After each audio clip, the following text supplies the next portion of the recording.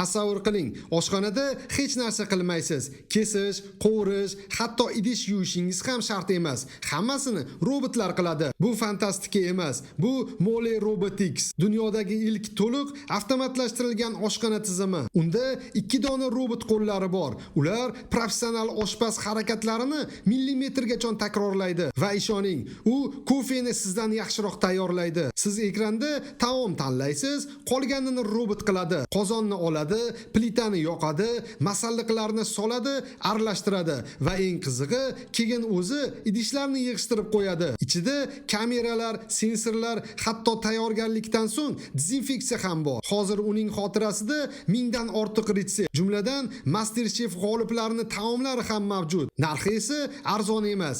Oddiy versiyasi taxminan $170,000. Robot qo'llari bilan to'liq versiyasi esa $330,000. Lekin u kasal bo'lmaydi, ishga kechikmaydi va siz bilan tuz uchun urushmaydi. Endi savol, agar sizda shunday robot bo'lsa, unga birinchi bo'lib qaysi taomni tayyorlab berishini buyurardingiz? Fikringizni kommentariyada yozib qoldiring.